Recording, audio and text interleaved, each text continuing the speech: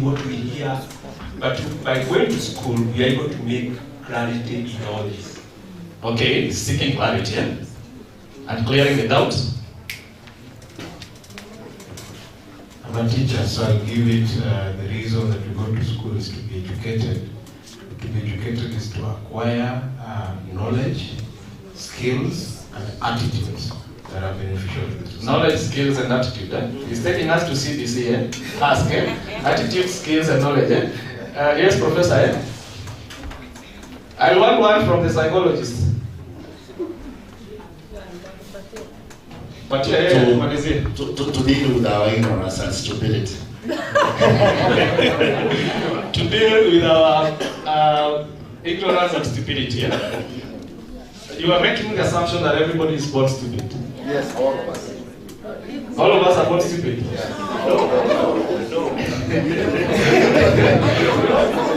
Bro, you need to be very careful before we start anyway. For calling people stupid. Okay, fine. Let me take Ross has the mic there. I'm taking 2 from ladies. You can give the mic to the lady because I've taken 3 from the guys. I can take 2 from the ladies.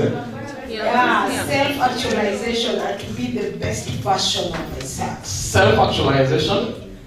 The last one here, let me have the lady so as at least there is equity. Because I was instructed to go to school. I like that. That is sincerity, And to pay the school. Yes. I think when I agree with what others have said, I think what has been said, which is similar to us, is just, it's a social expectation. Thank you very much. Let's stop it there. I'll be coming back to you, Prof. Now, yes, we are having all that. I like we started with ask, attitude, skills, knowledge, to clear our doubts. You say that we are all born stupid or fools. Some are doubting that. Maybe we shall have the discussion afterwards. Some are just meeting the societal expectations. Others are doing it for self-actualization and empowerment. I'm making use of our brains fully. I want to drop the word fully because I don't think we maximally utilize our brains. Actually, so many people have argued that humans actually utilize around factory 10 to 15% of their brains. Yeah, that's true. Yes. So we don't know where we leave the 90, 85% to whom. And I wanted to have that for some reason because I wanted to marry this with GenAI. And we talked of solving problems, the doubts, decision making and all that. Self-reliance and actualization and empowerment and all that, problem solving. But does going to the school make us intelligent?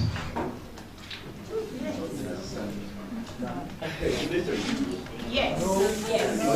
Because there's knowledge, there's intelligence, and there's wisdom. So when we seek education, what are we seeking? Are we seeking knowledge or are we seeking intelligence?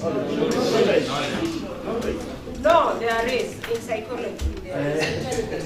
Okay, fine. No, just hold on. You tell me.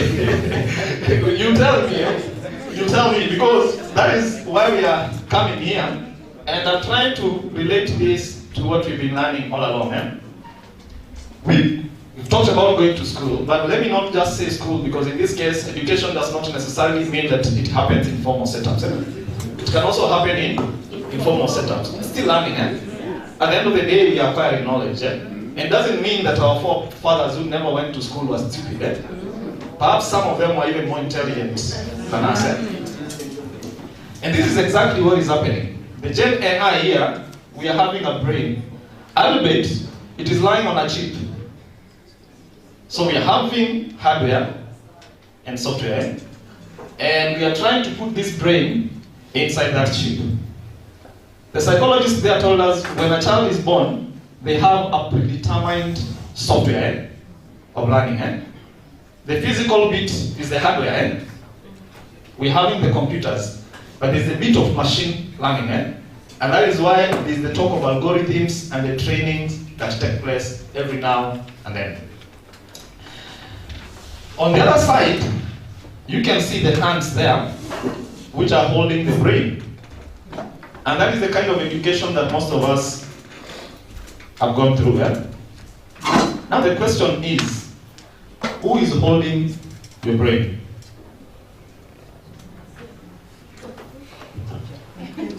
3/4 of us here are in education too. But most of us, let me say that because I don't know the composition, but I assume sort of. Now, that is what we are doing.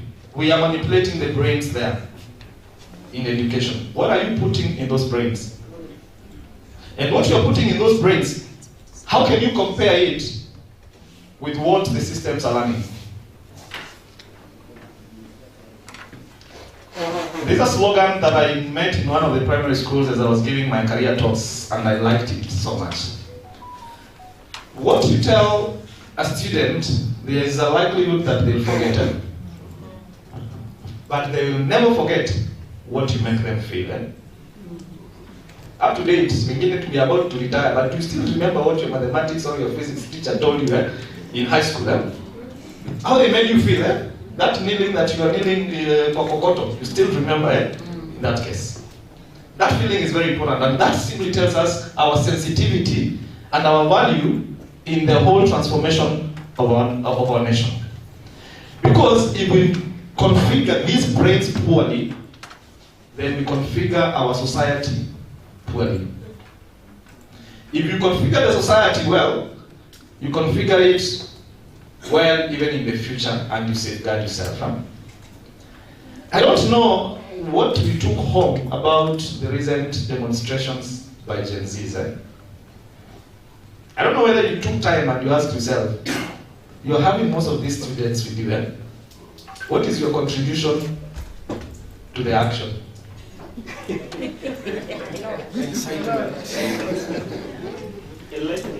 Enlightening them. Of their values, Others, we only stick to the content, to the syllabus, to do the shughuli.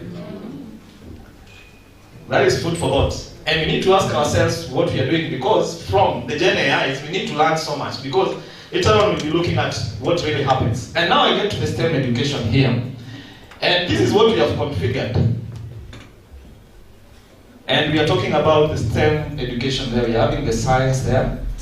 Technology, engineering, and mathematics. Dr. Ambula, you told me you are from humanities, Yes. Kwa hivyo hapa wewe hauko? You know, we are moving towards STEAM from STEM. Yes, we are moving to STEAM. I start to what I was given, but I know the STEAM. We appreciate that. But in STEM, in that case, The S stands for S can stand for both in that case. But either way, kuna mwalimu wa physics alisema ni mwalimu wa physics. Hapa wapi? Mwalimu wa physics? You are the minority, I'm sure. You see? There was a bias. We are fewer than this, but yes. It's normal, yeah? Why? But this one I had to make it purposeful that they come. Okay. Yes. So now you are many? Yes. Oh, let us clap for the many people now. If this is what you mean by many, then we have a problem as a country. Now think of it. Those are the physics that we are having. And every high school is taking physics, true? Why is it that so many students don't take physics past Form 1 and Form 2? The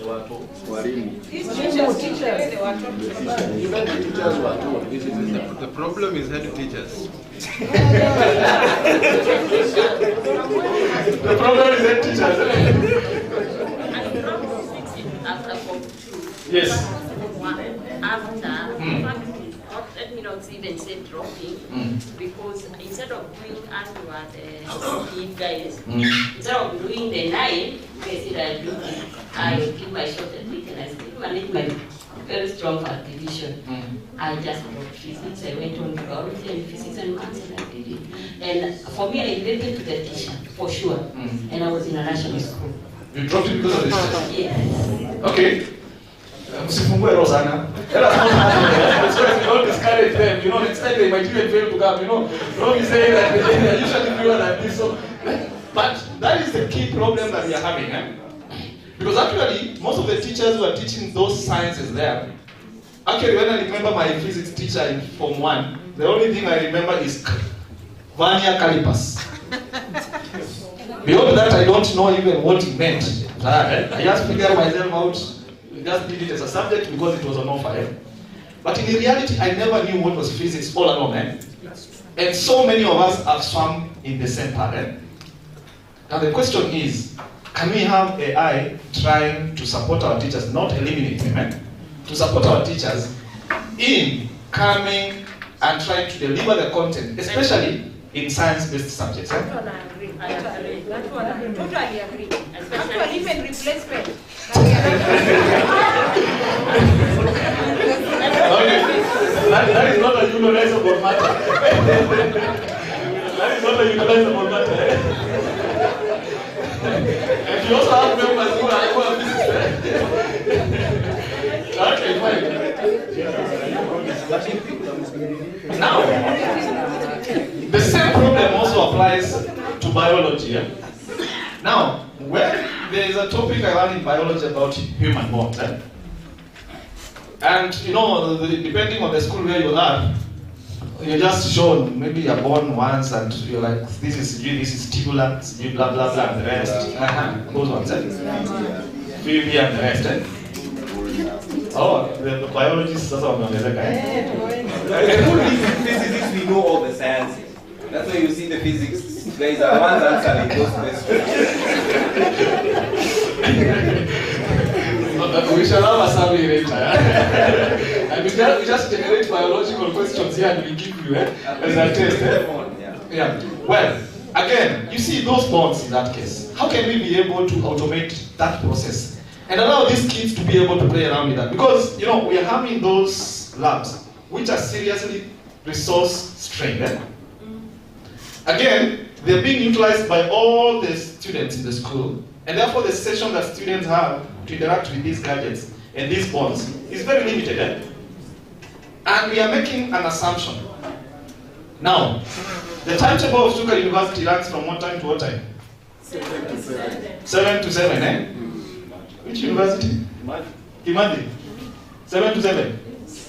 No, I was saying imagine 7 to 7.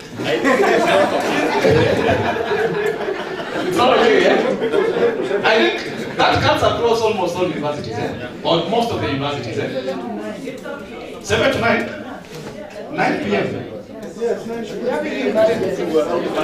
Okay, fine. It is crazy, But what does that mean? We are assuming that all students have the capabilities of learning during the day. True? Yes. We did not consider night runners. Professor, you need to apologize and withdraw. Because so many people here prefer working at those wee hours. We have people who during the day are not productive. The noise, just around, just the noise, even if there is no noise, your brain has noise. But during the night, your brain is very cool. Why don't we have classes from 7 p.m. to 7 a.m. in the morning? It can be possible with affordances of tech. Yes. You know, produce your video in the morning. it is because we have assumed that we can all, it's like we are all trying to get a fish and monkey with the same exam. And taking them through the same lessons. I'm just trying to jog our minds, because that is why we are here. To try to figure out how can we be able to come up with ways in which we are not having synchronous classes. We can have asynchronous classes. You must not be there. You can set up your class, let it run for the day runners, let it run for the night runners. What is wrong with that? There's nothing wrong with that. You'll be there, you'll have delivered your content, and everything is okay. But because we have been duped to believe that life must be hard, we want it very hard in that case. Let's come to technology here. Why would the universities need me? What will be the use to set up the class? I hope we have a rapporteur. You can take up those questions, and we'll be able to respond to all of them. The same thing happens to technology and engineering. Now, the worst comes down here. Ule mwalimu wa hesabu,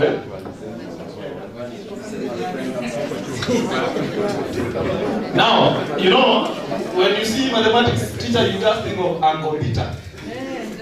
And then they use so abstract symbols to just make everything that is so simple very complicated. I just don't know why. Mwalimu wa hesabu. That's the language. It's not like it's making things difficult. That's where mathematics starts, from the simple. What else can you call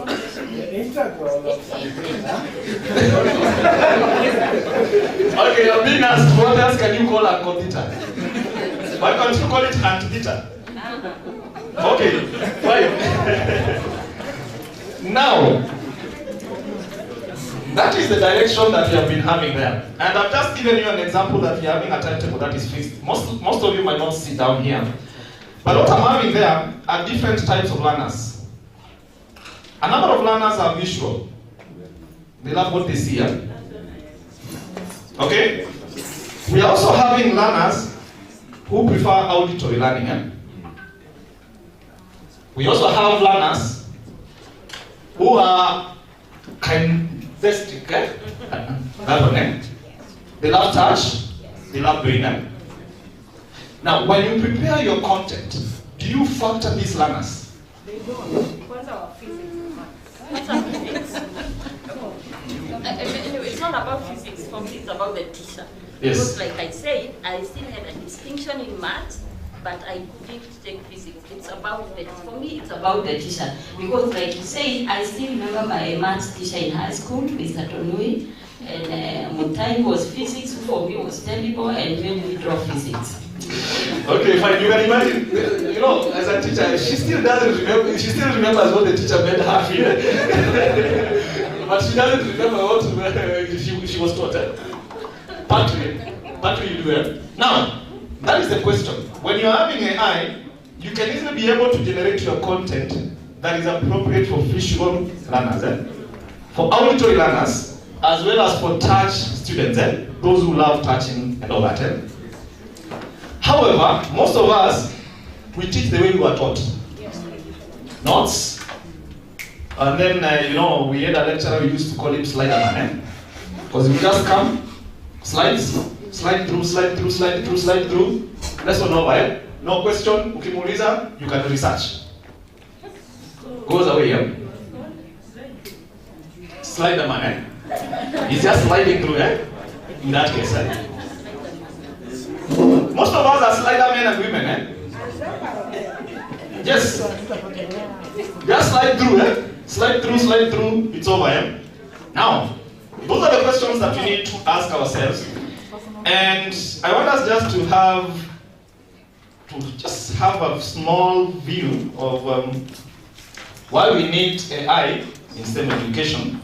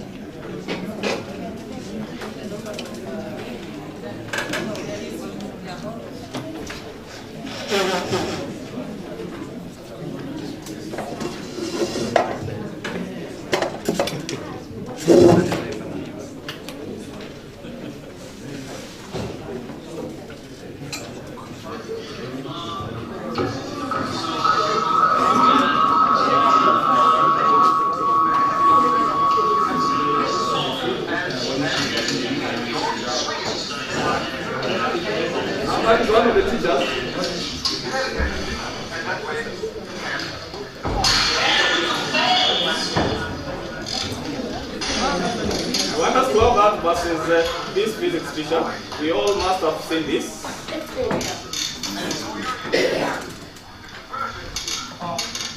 Gravitational potential energy to kinetic energy. Now,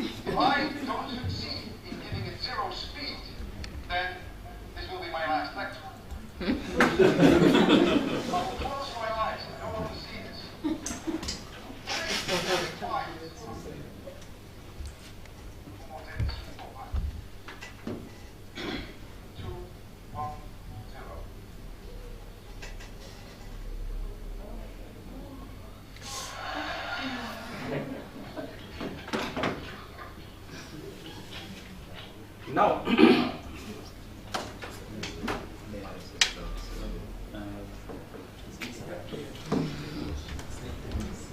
I know we have very few physics teachers who are like that, eh? Because one was see a heart saying that is suicide, eh? You can't do that, eh? And that's why we need AI. And most of these things, we say that they are repetitive, we can easily be able to code them in this case, eh? Now, going forward is AI, and I'll be a bit fast in this case, so at least we can be able to look at a number of these things. And first of all, we can have the so-called personalized learning, because I was told to check where is the future going. Now, the question is, when we are preparing our content, do you factor each and every student? Or according to you, whoever it is, we are the same? Do you put in these perspectives? We have a number of tools, and then we can easily be able to create images from the content that you have. Pass it to a tool and generate a visual expression of whatever you have in. Pass your content, generate a video in that case. Pass your content and have exercises. We have the quizzes and the rest, so as we can comfortably be able to come up with AI generated work. I wish you could listen to this, but because of time, we will not be able to. But there is this release of the GPT 4.0. It's not 14. It's 4.0. The only tool. It's voice-based. And it's a voice assistant that you can ask it everything. Maybe, so as you can just appreciate it, just pulled something very small here, so as at least you can see how you can be able to use it at home and in class.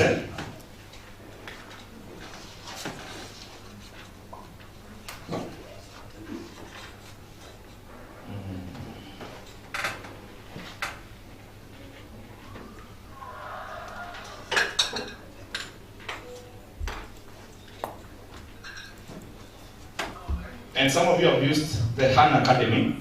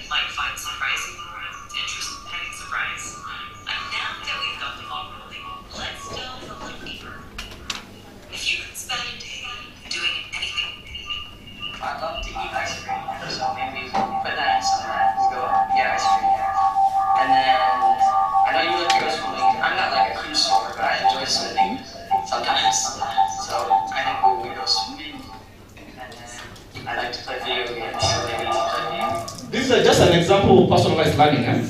First of all, the child is giving his desired mode of learning. How he wants to learn and how he wants his lessons tailor-made by the GPT 4.0.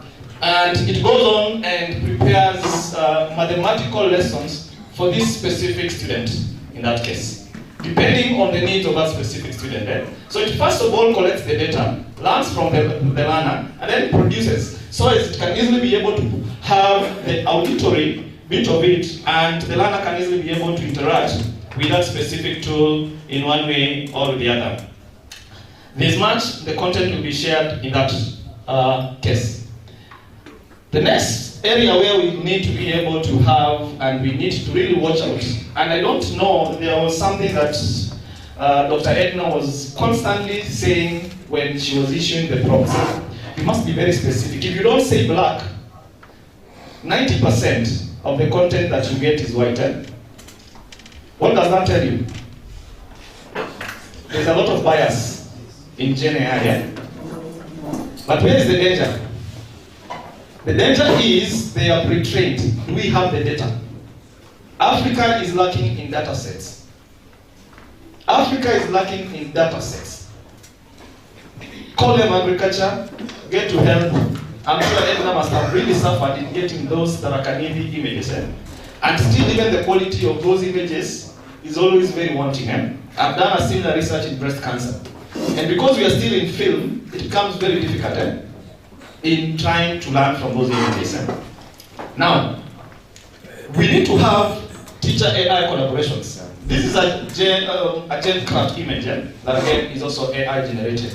Here, we are having a teacher, the robot, and we're having a teacher. How can we be able to bridge this conversation? So as you as a teacher, you can be able to collaborate. You can create your own agents, AI agents, where you can easily be able to tell it the lessons that you teach. She has already prepared her lessons, but I'm sure she has used text to text in that case. How can you also go ahead and be able to train your own agent that can be able to stand in your gap when you're not there? Now, another frontier that is coming, and we must be very active in this. There is something Professor Kamweru said. AI is not going to replace people. But trust me, it's going to replace people who do not embrace it.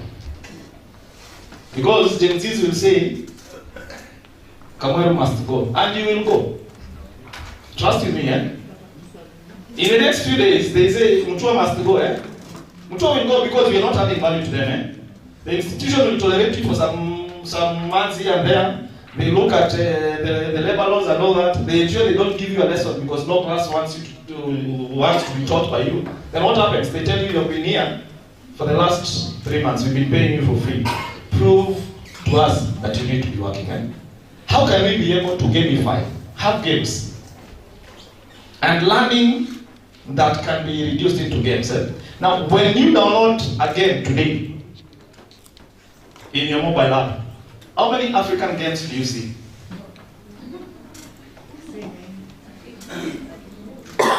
How many African games do we see? And most of us grew playing those games. Have you documented your game? Because that is where the problem comes in. You know, I always say Africa was the super continent. But in a way, because of our culture, where we are saying that you need to be apprenticed. You know, like for example, we used to cast iron. Our forefathers used to cast iron. How many of us know how to? Where did the knowledge go? Not documented, but you're making sense. That is the tragedy, as PLO says, of Africa. We've not documented so much. Now, today, there are some communities, they just shoot your house with an arrow, like kawaida, na nyumba inawaka moto. True? What is there?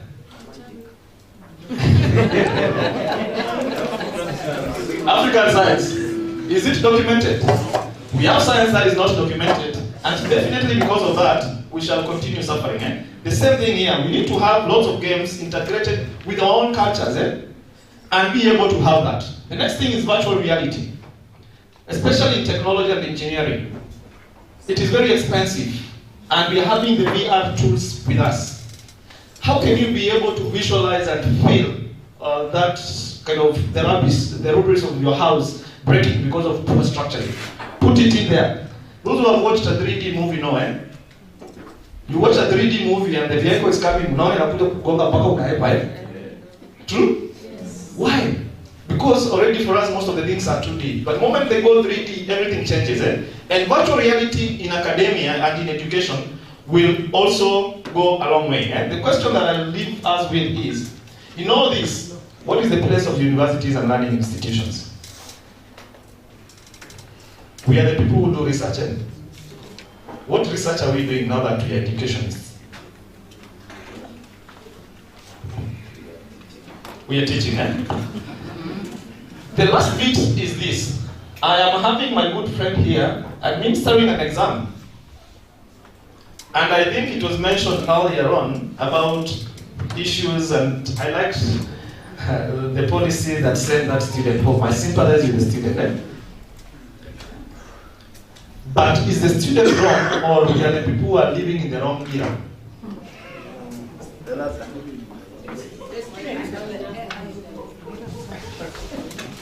Who is in the wrong era? The student.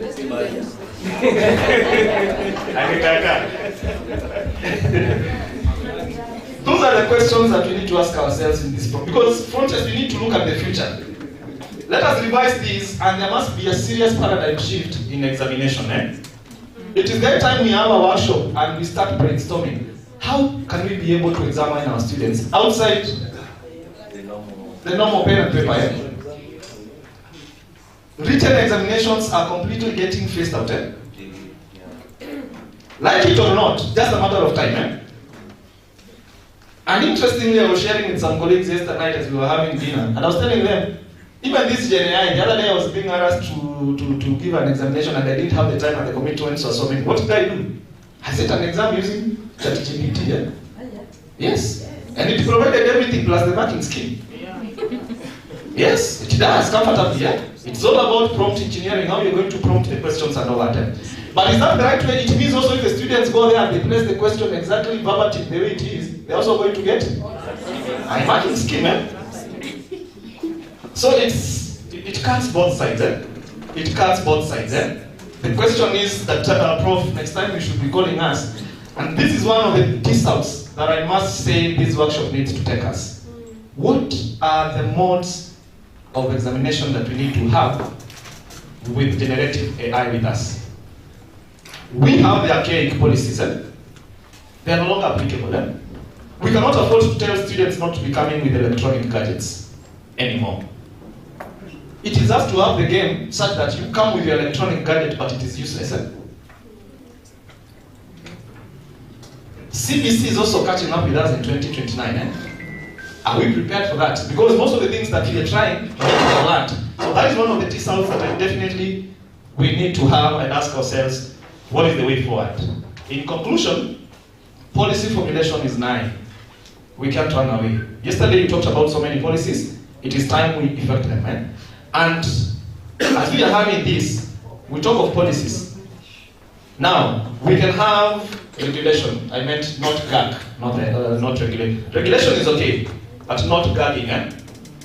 Let us not tell students not to use ChatGPT. That is wrong. Let us regulate their usage. But let's not tell them not to use, because it's being used across the globe. Why stop them from using it? We should teach them, and then we also become smarter. That is why we are the think tanks in the country in this case. It is here to stay. Catch up, adopt and adapt, or perish. It is here to stay. Catch up, adopt and adapt. Otherwise, you perish. We used to be told publish or Edna showed you the tool to publish. So you cannot perish because of that. There are many surviving without it. Well, it's okay. GenAI is only a start. Remember our quadrant. More is loading. We need to look at emotional AI. It told us that human beings act more. We need to learn how emotions. I wish I would have played some clips there. But now we are having some tools that you can easily be able to tell it, please sing me a lullaby. And it sings your lullaby. Yes. Which one is that one? Even if you want it to cry to him, it takes instruction. You tell him, I don't like your voice. Please, can you make it a bit high-pitched?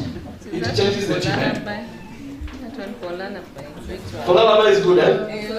It might end up waking you up entirely. You keep on playing with it instead, eh?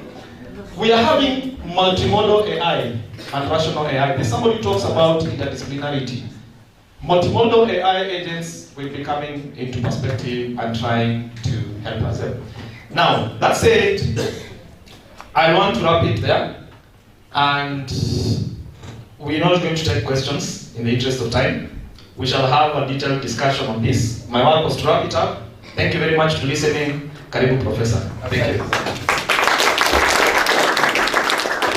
We can appreciate Professor Mutua once more. At least I'm clear there that they are not related with the other Macau Mutua, who I also I used to read his articles on Sunday Nation a lot. And what I was reading there, I think you are better than him. I don't know what you do because people will always confuse you. They may think he was the one who was here when I tell them. Anyway, but you participants, you can agree with me.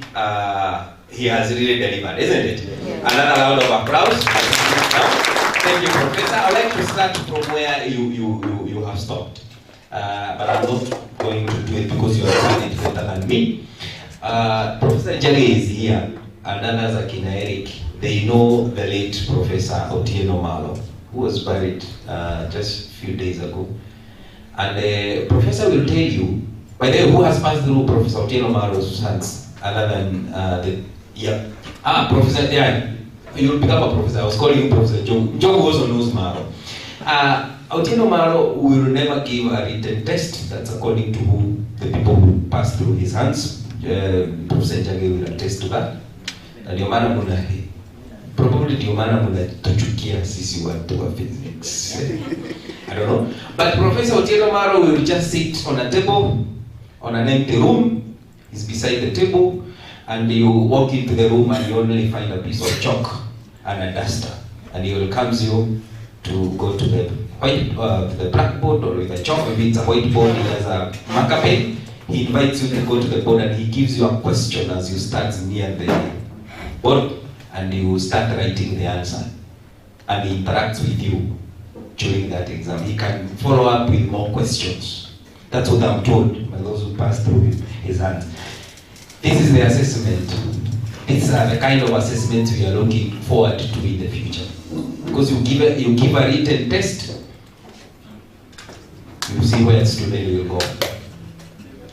You tell student to go and do coding like Edna. They bring you the code. You know, for you are giving them 2 weeks, and I'm sure there are still lecturers doing this.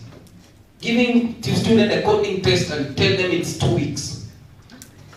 And somebody is telling you I can bring it this afternoon. No, or can I leave it with you now, as I walk out? And I'm sure they are there doing that. So, definitely, these things, we are going to embrace them. But we are going to change the way we behave. We must change. We must change our attitude towards them. And we must change how we do many things. Professor Muraya, for you, as a genetics expert, what you used to be of value to test during exams for your student, now you test something different. You must test something different. Because those algorithms you're talking about, development of them and the reasoning behind them, that can be done by something else. Anyway, my facilitators, you can be sure they have done better than me. Let me not go back there because they have actually delivered it very well. So I want to take you for a tea break because you have sat there for long. Let me take you to tea break straight away without saying many things. Just stand up, we say a word of blessing for the tea. So that we will come back and tell you what we do. Because of the interest of time, and you have seen how interesting this discussion has been, I don't want you to stay huko kwa chai sana. Hiyo chai sio ya hiyo chai ya kawaida. Can we take it in 20 minutes? Yes, 20 minutes and we are back here. Do we allow ChatGPT to be the timekeeper, or that is Rose? Oh, kabisa, Rose. So Rose will be the first one to pick. Ndio sasa Rose akimaliza kila mtu amemaliza. Okay. So we are saying a word of prayer by Paris. Thank you. Let's believe and pray. Father, in the name of Jesus, I want to thank you and to give you glory for all the sessions we've encountered today. I want to thank you for the knowledge that we've acquired. As we go for the cup of tea, Father, sanctify it, make it your body and your blood, so that as we take it, it sanctifies our body. I want to thank you for the tea.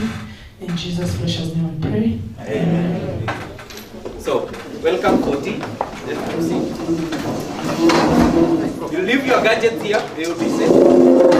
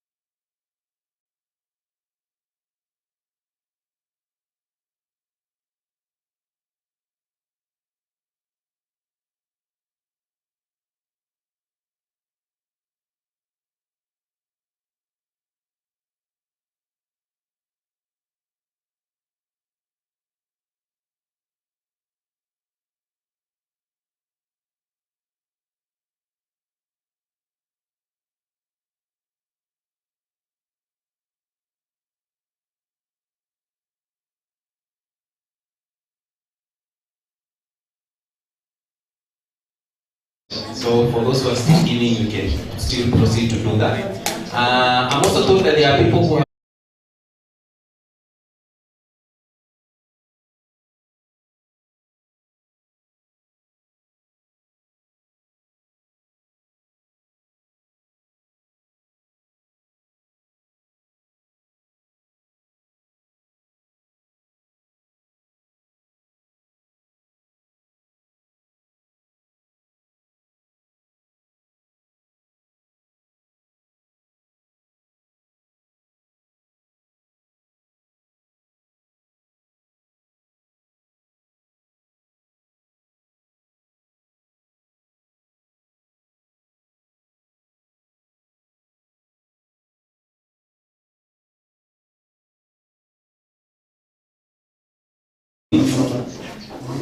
10 minutes only. Then I tell you, the IBM presenter who was to present is ready at 12.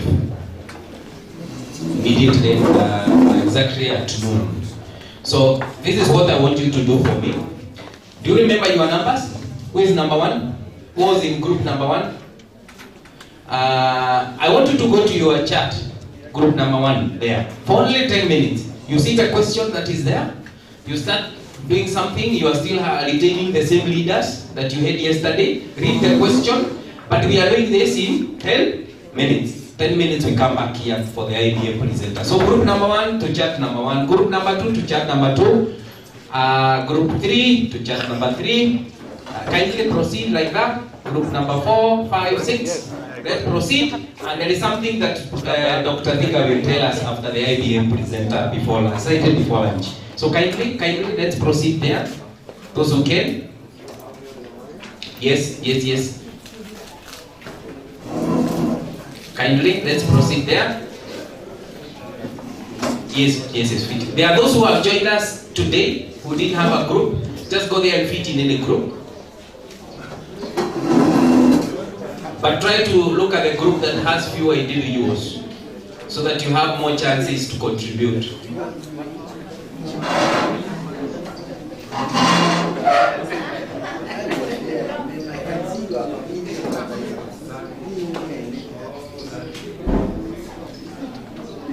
Thank you.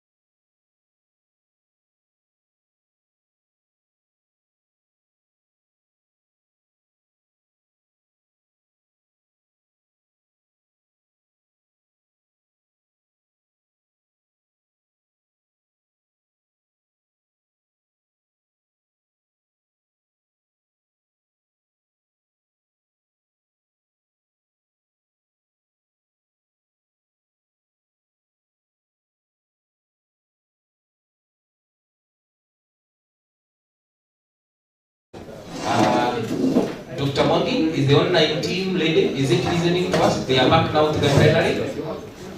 Okay, good. So, we promised you we'll have a 20 minutes presentation by John Matogo from IBM. I know many of you know IBM, but you can mention something small about IBM. John, are you there? Can you hear me? Saif? John is on? Okay.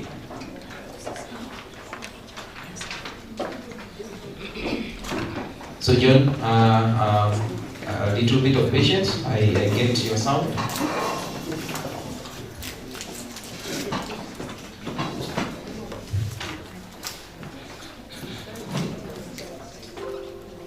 Yes, John, we can see you.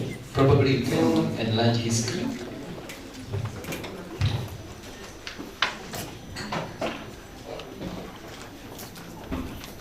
Can you hear me as well? Yes, can hear as well. Can see you. We can hear you.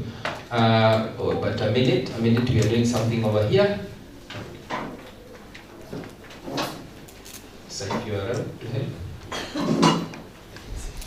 But probably, Dr. John,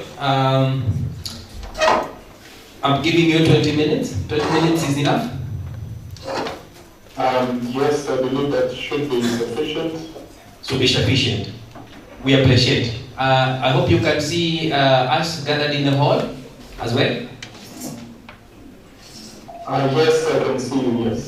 Good. So we are gathered here. We are several members. Somebody is waving to you, somebody who you are familiar with. He is here with us. Many people are waving you. I think you have met many people here. So I'll give you a chance to introduce yourself briefly and then go straight to your presentation. I'll give members a chance maybe to ask you one or two questions. Then we end the session. We apologize for what happened yesterday. We're supposed to do this yesterday. You understand what normally happens in time management, especially when the weather is chilly like it was here yesterday. I hope where you are warm. I can see you are on a shirt. So we are happy. So the floor is yours, John. Thank you, Professor Paul. Can you see the screen that I shared as well? The one that has developing skills on GenAI by John Matogo. That is correct. Go ahead, I'm listening. Okay, good. Alright. So first of all, thank you for the opportunity to be in this conference and for including in the program. Apologies for not being able to be there in person. I have a number of other commitments here. For those of you that I've interacted with, know that I really would have preferred to be present and there with all of you. So hopefully for the next time. Please pass my thanks to Professor Mutombe. I've really wanted to meet him. And then I saw a number of people waving. I'm not sure if that is Dr. Mugo who is in the audience there. I don't know if Dr. Figa is there. It's a little far from what I've seen. But you know, it's always good to be amongst this academic fraternity. My name is John Matogo, as you see here. I work with IBM. My responsibility is, really working with all of you to develop skills among the academic community. So I spend most of my time moving around the universities, seeing how we could grow the skills. And in this particular case, the big topic in technology nowadays is being around generative AI. So, who is IBM? I thought I'd just spend a few minutes. I know many of you, I'm sure, are familiar with IBM, but it's always something I need to do just to make sure that we are aware who IBM is. So we still call ourselves a startup in this technology space. As things are changing very quickly, we always need to make sure that we are relevant in the technology space for society. So right now, the focus for IBM is on AI, in this case generative AI, hybrid cloud, and quantum computing. This is really where the focus is for IBM as a company. In the space of generative AI, being a business-to-business organization, Watson X is our generative AI solution that we provide to other organizations and helping organizations to automate functions like HR, like customer service, and many others. And we'll see in this presentation, functions that were not being disrupted by technology actually being disrupted. So, code automation and is also being done by generative AI tools. So we're helping a lot of organizations with Watson X to do this kind of things.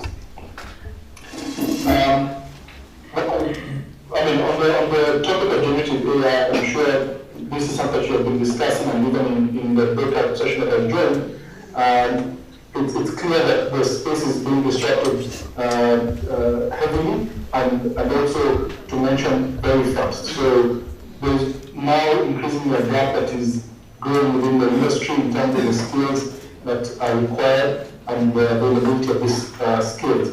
A few months ago, a skill like prompt engineering was something that nobody talked about. In this day and age, this is something that is being demanded of.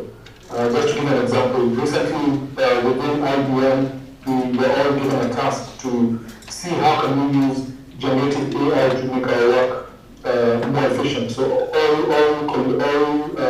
staff members in the company were asked to see how can they make their work more efficient using Watson X. And it came out, the better you are at prompting the technology, the more efficient you become in using this particular tool. So prompt engineering is a skill that is in demand. And that is something that nobody was talking about a few months ago. Just to give a sense of how fast the space is changing and how we also need them to develop these skills in the market. I also want to use this opportunity to share with you some highlights from a report that was released actually last month. So this is a report that was commissioned by Cisco and also involved a number of other players in the technology space. The link for the full report is available here. I would advise all of you just to have a look at it. So this is really a look at how AI is actually impacting ICT jobs. I think there are a lot of reports out there that we are looking at how AI is impacting jobs in general, but now here we're actually looking at ICT jobs. I think in the past, people talk about things like coding as a skill that was essential going forward, but now we're actually seeing that even that has been impacted by generative AI. We now have tools that are even able to do code. So how is this being impacted, and how can we then, as academics, intervene to make sure that we are developing talent that can actually be more relevant and productive in this environment where even those skills are being impacted by generative AI.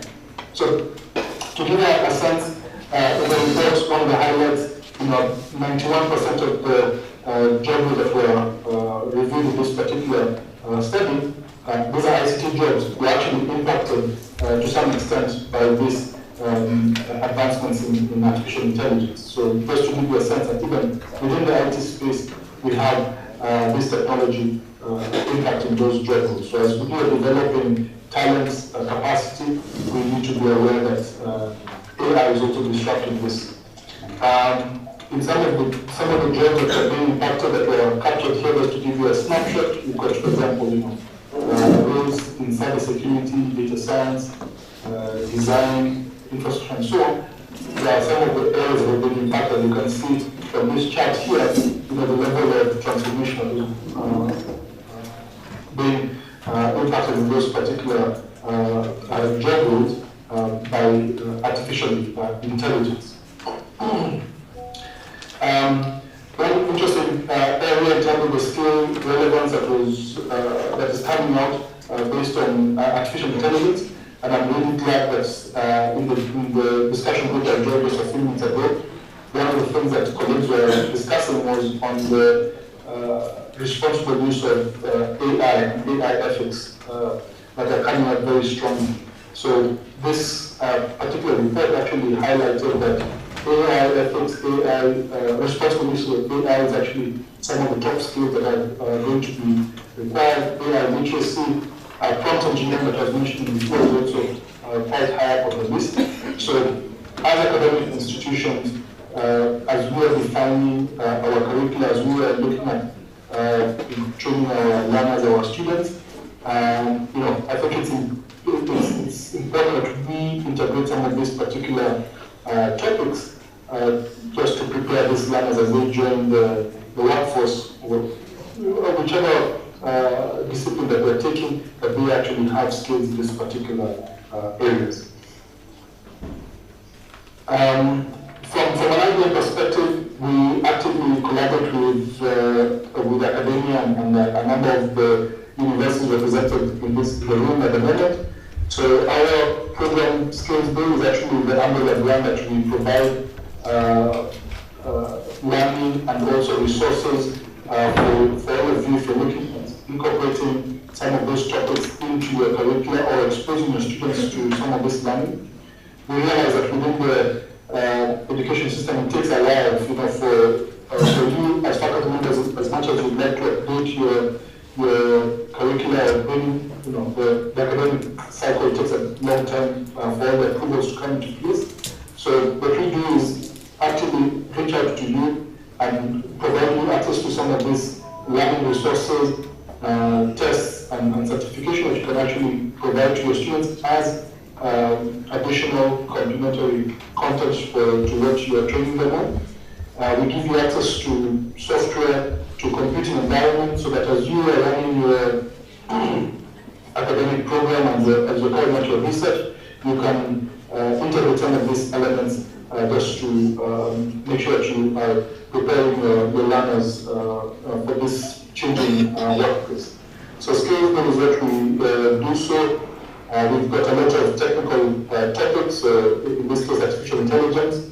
We've got a lot of learning around there.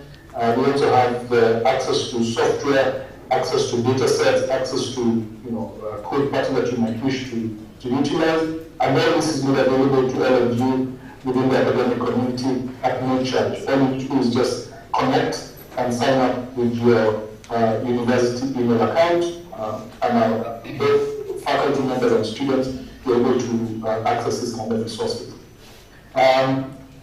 What we do, we provide the technology, we provide support for research.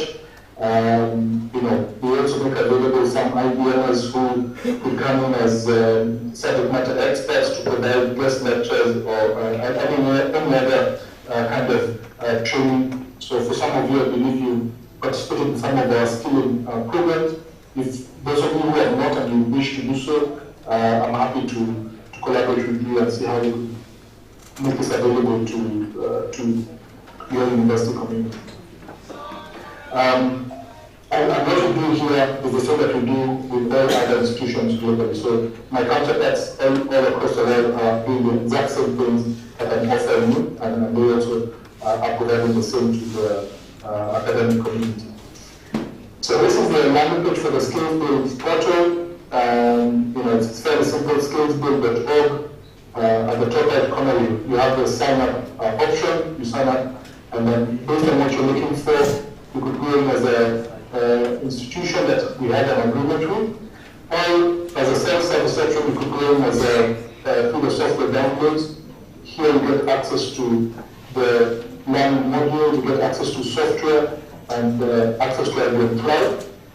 It's all free. The only thing we require is your university email account, so your username at your university domain, so to access the college skills program. And for the adult learner content, this is just content on different learning modules. You just require an email account or Gmail account would work for this one here, and then just follow the prompts and create an account. Okay? So all it is provided at no charge, and the idea is to support you in your journey of learning and research. So all those topics, as what some people do, is ask the students to confirm their completion by showing you, giving you a link to the digital credential, which will confirm to you that they have completed the learning and they have passed. Each of them is individualized. And then, to give an example, if you're looking at some of the AI models that just to give you a sense of what is behind Skills Build, I'll give you a link here if you would like to look at the generative AI modules. So this is a very quick 1 hour, I think it's 1.5 hour course on generative AI that you could check out yourself, but also share with your students. You could scan the QR code on screen or look at the link down here, ibm.biz/intro to GenAI, and it will take you straight to the module as you see here, and then very quickly you can sign up for that. Another we could also look at is what we call prompt tuning or prompt engineering. Again, this is a quick link that you could share with your students, or you could also try a very quick menu that you could just test out and see what's behind Skillsbuild. Skillsbuild is open. There's thousands of modules available there that you could also leverage on. I would welcome you to just go in there, spend time to have a look at and see how that could be useful to you as you're revising your curriculum or wanting to give your students and their learners extra content they could look at, especially on the topic of generative AI. So in that, I think, Paul, I pass that back to you. Thank you for the time, and I'm happy to field some questions from colleagues. Thank you very much.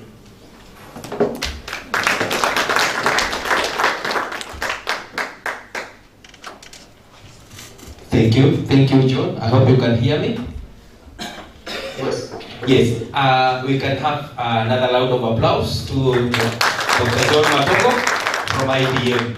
I'll allow you to ask Dr. John a question or two for only the burning ones. But I know one of the things that will come out from these participants is that we have only utilized very few minutes to go through your presentation, which is pretty loaded, and I've liked the resources that IBM has offered.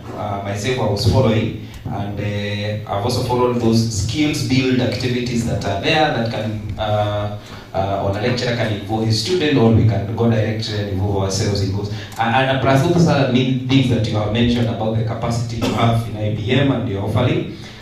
So can you provide, okay, just send me that PPT if you don't mind, then I share with them, and I know some of them will try those activities or maybe reaching out for more. So that is my request. As now we get to the questions, we have one question here and another one there, and your friend Moses wants to say hi and ask you a question. So let's start with Stephen. Yeah, thank you very much, Mr. Mantogo, for the good presentation. My name is Dr. Mani from Rombo University. I'm really excited with what you are doing to build skills, which is very great plus. But I will have to raise something on AI ethics. Part of my PhD studies, I was looking at how these companies build skills in Africa, or less developed countries. And one of the things that is coming out, companies like some, I don't want to name them, they have been seen to, I don't want to use a unique name, but they seem to use the workers as instruments for the profit maximization at the expense of their ability to grow and build their skills.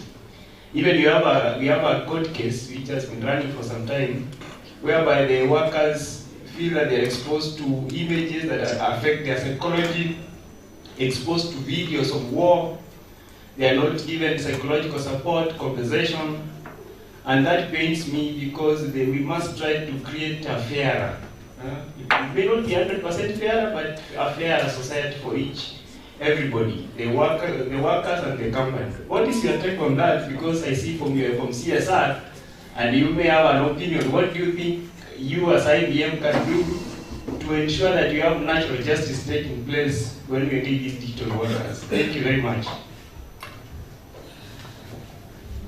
So John, you can pick that first.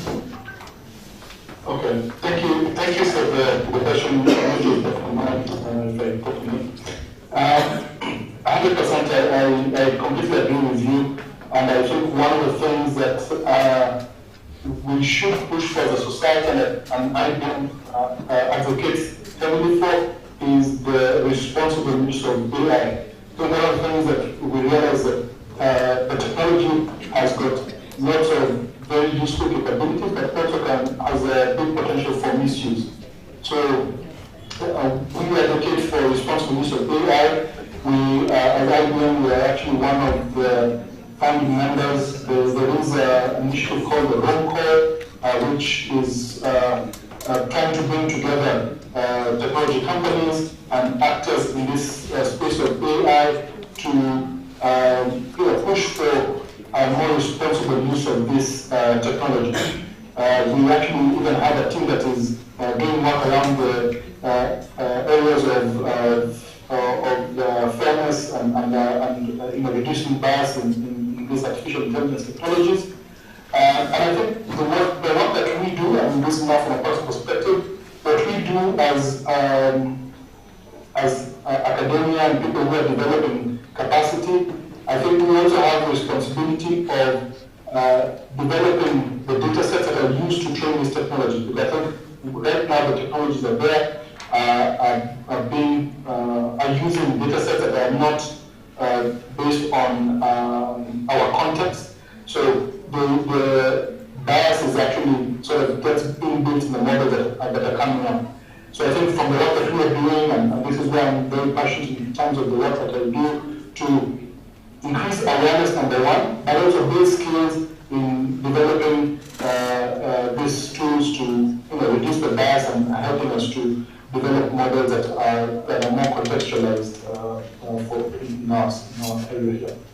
Thank you. I hope that is a response that addresses what you asked for, Dr. Moore. Thank you. After this, feel free to interact more with us. I'm sure I'll give Mumanyi your email address so that he can raise any other concern he may have following that. So you can give mic to Roso Pio. She was the one who picked her hands up next. And then we'll give the mic to Dr. Moses. So Rose, proceed.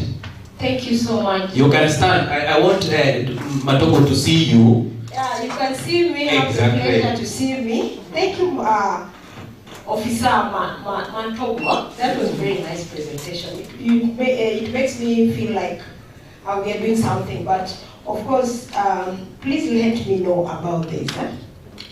Education system, you're telling us about capacity building. We need to change our mindset.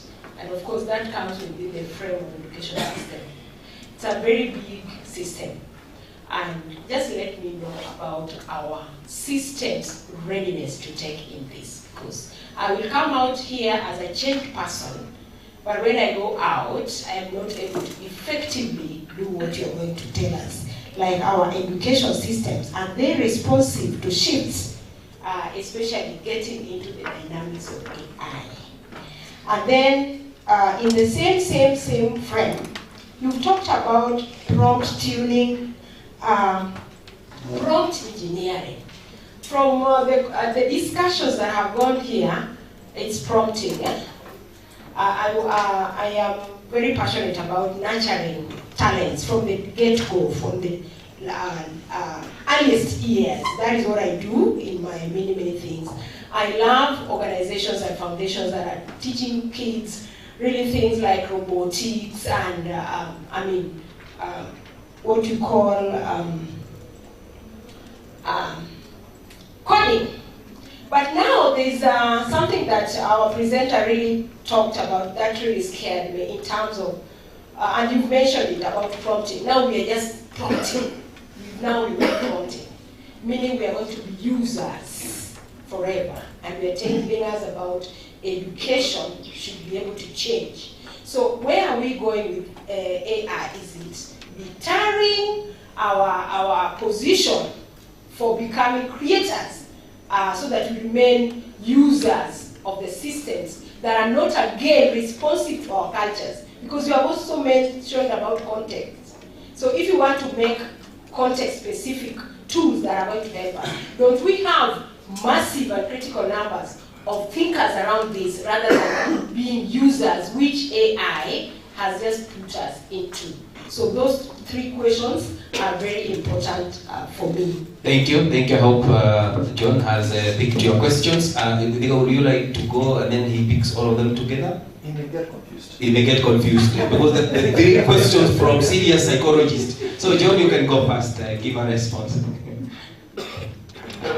So for the question that Rose asked, well, I think from our perspective, what we see these AI tools will be, as developing, these AI tools will be assistants, or will be supporting you as the whatever tool that you're doing. So if you're a professional in whichever field, these tools will be an assistant to you. So if you, for example, work in a particular industry, this AI tool will not be completely taking over your role. So you'll still be the one responsible for carrying out the action, carrying out the activity, so, and then this tool will be there to support you. So prompting from that aspect will be useful for you, just to make sure that you're getting the right feedback from that particular tool to support what it is that you're doing.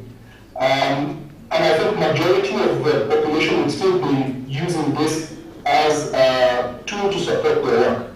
Definitely there will be, and I think for the learners that you are training and preparing, they will be the ones that are developing these solutions, developing these technologies, fine-tuning them and all. So there will be a segment that will be involved in the development of the technologies, development of the tools, but majority will be there who will be utilizing these tools for prompting, as support tools to, and you using them as a prompt.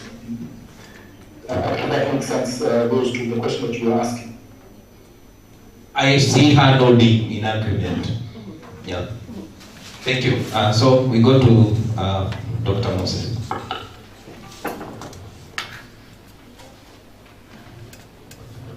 Okay. I'll stand. I understand when Professor Paul says you stand, you stand. Hi, John, always nice to see you. And my question was on a different tangent in terms of capacity. Not for us, but for our students. Now, one, does IBM have resources that you can extend to our students to experiment with developing applications using large language models or small language models? I'm talking about some pre-trained models, maybe access to some APIs, some compute, And then, do you have some capacity, or would you be able to train our students to innovate with generative AI? Do you have some resource persons who can help our students innovate? Some of our students want to do research with generative AI. Do you have capacity to offer some training on how to develop a small language model, for example, how to utilize an API, how to develop an app? Yeah, that's it. Thanks. Thanks for the question, and good to connect with you again. So in terms of the capacity for the compute, IBM Cloud is something that we've been making available to students and to faculty members. Let me make a correction for now. Since the beginning of this year, we had to put a block that we're trying to resolve that issue. So right now, IBM free access to IBM Cloud is not available. There is an issue that came up for taxation that is being asked for. So we're trying to resolve that. So hopefully, within the next few weeks, we should have a resolution that a call for tax by the local authority. But we're trying to convince that this is a free resource to academia, that we're not making money out of this as IBM. But when that is resolved, you and your students will have access to that computing environment for you to carry out your research to develop the application that we're referring to. In terms of access to some training toolkits for, and even to do like what you're talking about, the APIs, and to develop some LLMs, we have some resources under the IBM skills-built software downloads. On the presentation I shared with you, one of the areas you go to is skills-built software downloads. Register there using your university credentials, your university email address. When you go to the section of artificial intelligence,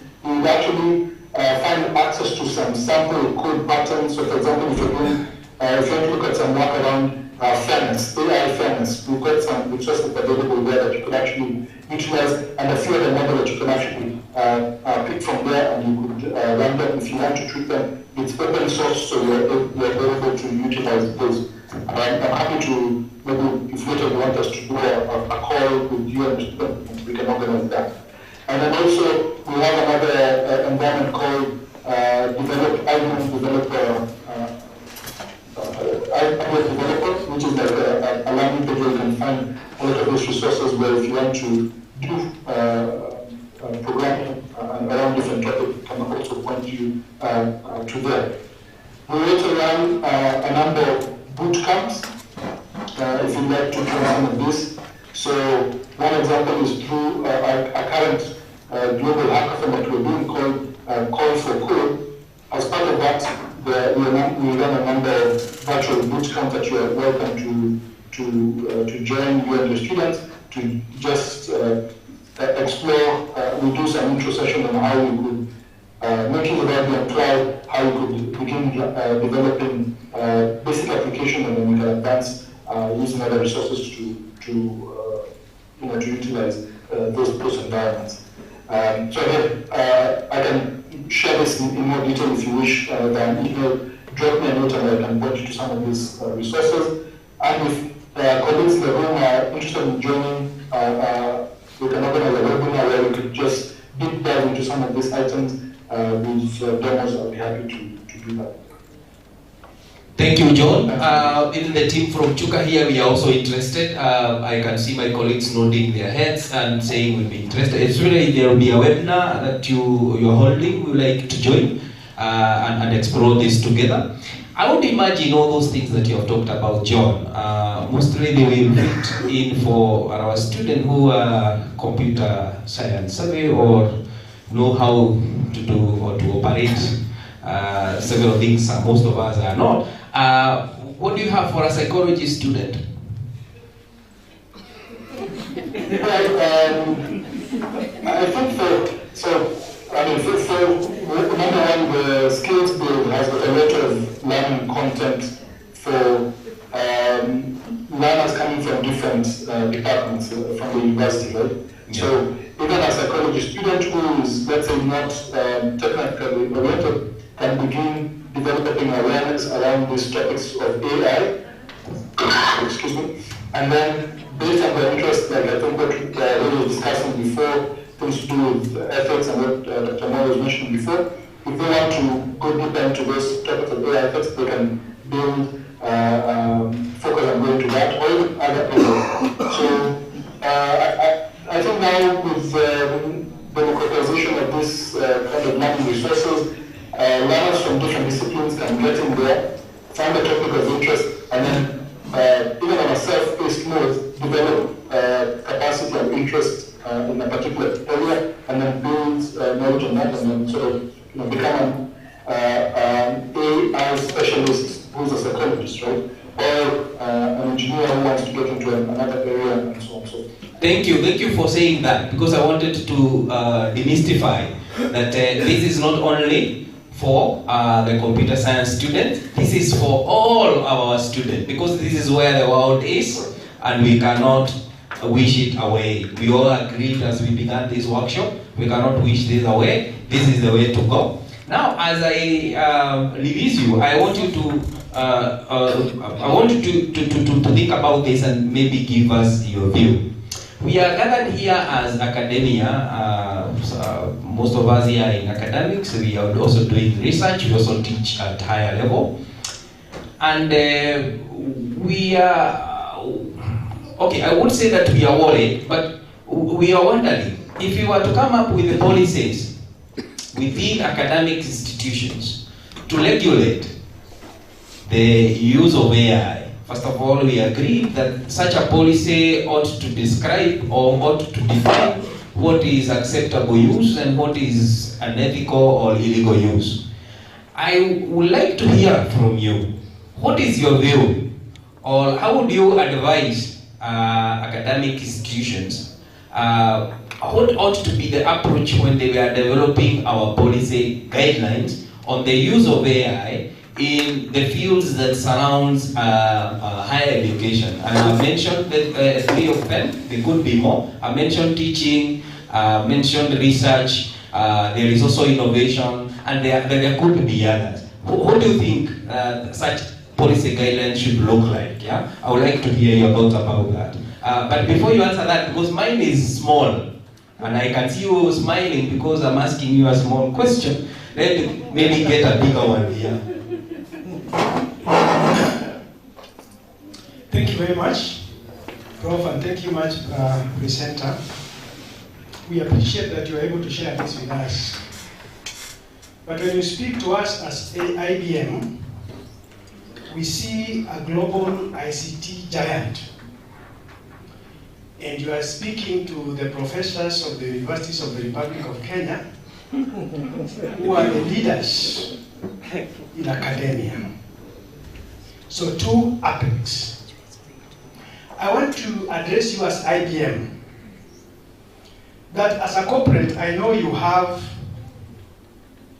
your policies on corporate social responsibility. We are gathered here from the whole Republic, courtesy of some Germans in Bonn. And from your presentation, you are very clear saying things that you are trying to do. AI is a new thing. And we are here to develop capacity of these colleagues so that they can also go and impart this knowledge to their students and the rest of the Kenyans. Can you assure us or come up with something that can see you fund a meeting like this, 47 of them in every county, so that we can seriously develop capacity of our people to address this new thing that is important, that is us here to stay? Thank you. So, John, I would like you to start with that bigger one. I told you it will be big, so start with that. When are you calling us as academia? Give us a date. We can even extend our meeting to tomorrow or next week. Sorry, proceed. Like I said, I'm always open and ready to support where I can. I think my education is set hard as a first point. If it is possible, I think this organized grouping, like the colleague mentioned, of the leaders of academia in the country, if we could organize a forum, I will see to what extent I can support in hosting or supporting. I think some of you have organized different fora, and where possible, we invite us, and if we are able to secure support to participate or to support that initiative, we'll be welcome. We'll be able to do so. I will, to the best of my ability, promote that and champion that within IBM. So, I think what I'm saying is basically this is an invite. Let's see what is possible. Naturally, I cannot promise anything, but if we present it, then I can take it forward and then we see what we could support. We have a center in Nairobi where I'm happy to host a similar forum in the future if you organize one, and then we see what we could do with that. On the first question that you asked, I think it's, and I think it also touches very close to what the last question came, is as leaders in the academic space, I think coming with a common point of view or position from academia in terms of how will AI be utilized or how is AI to be applied in the areas of teaching, research, and innovation. I think if you come with a common position and channel that through the different organizations, whether it's even through legislation in country, I think that will be very powerful. I'm part of some networks, and then there's been messages going around in terms of an AI policy for Kenya. It would be very good to have a policy position as academia in country that would then, put together your point of view, and then we consider that when we come up maybe with a national policy or AI, the education space. So my recommendation would be, let's organize that, come up with, as the leaders in this particular space, a question how this AI can be applied in that, and then let's make sure that is known to all the different players, whether it is industry, whether it is legislators and so on, that this is your position in terms of AI in your space of academia, and then they would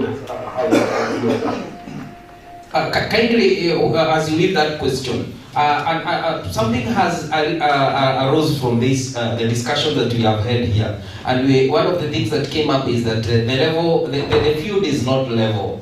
The playing field is not level in terms of accessibility of the infrastructure required, and sometimes skills, and sometimes other factors that are related to accessibility. And now that you're in IBM, a giant, how do you think such a policy could be framed to take care of the problems or the challenges that I've just mentioned?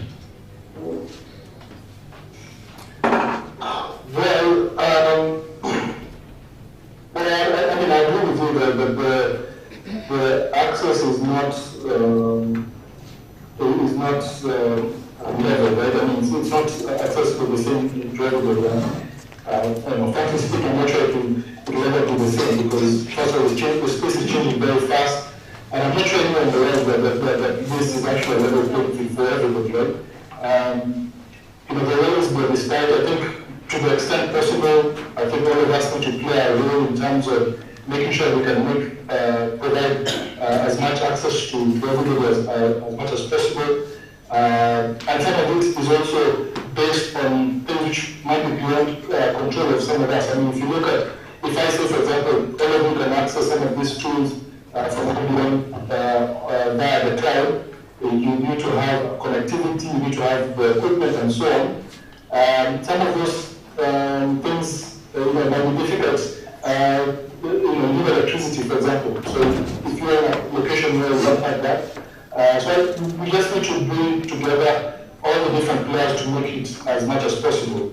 If it is electricity in different areas, if it is access to the equipment that will then allow you to get online, and then when you're online you can then access those technologies. It's a combination factor that maybe no single player can address all of them. So we have to just come together and see how we could address these elements to make sure that as much as possible, as many people can access these technologies and these resources to benefit them. So thank you, John. Thank you. It's a pleasure to have you. Thank you, John. It's a pleasure to have you around. And thank you for accepting my invite, despite that we didn't know each other. I was just given your contact and you agreed. Actually, he agreed immediately. I wrote an email at noon, thinking that probably he will see it after lunch. But before I went for lunch myself, he had already agreed to come and talk to us. So I really appreciate. Thank you for your insightful thoughts and your views towards many things, and also expounding what IBM has to offer currently. You have also given us a promise. Even though you are not saying that you are not sure you will be able to keep the promise, you can be sure I'll be following you up so that we see how we can move in this journey together as we assist each other, so that you are in the industry, I am here in academia. We want to see how we can synergize so that for the betterment of our community and society. So ubarikiwe sana. Have a virtual lunch wherever you are. But I would wish next time we're having such a conversation, kindly make an effort of, I'll try to plan you in advance so that you're able to plan yourself and come this side, and also you can bring along a friend also. So we will, you will receive Chuka hospitality when you are here. So we are very grateful. Enjoy your afternoon. Thank you. We can applaud everyone. Thank you. Appreciate it. Asante sana, John. So John had indicated that he is having another meeting after this, so we can allow him. Members and participants, mumeona Everybody is ready for this AI. I saw in one of in his presentation that there were modules for AI ethics. Who saw that? I saw it. So we can see what they have to offer there and interact with those materials and see where we are heading, even as we talk about policy and other things. I have 2 requests. One request is from Dr. Moses Piga.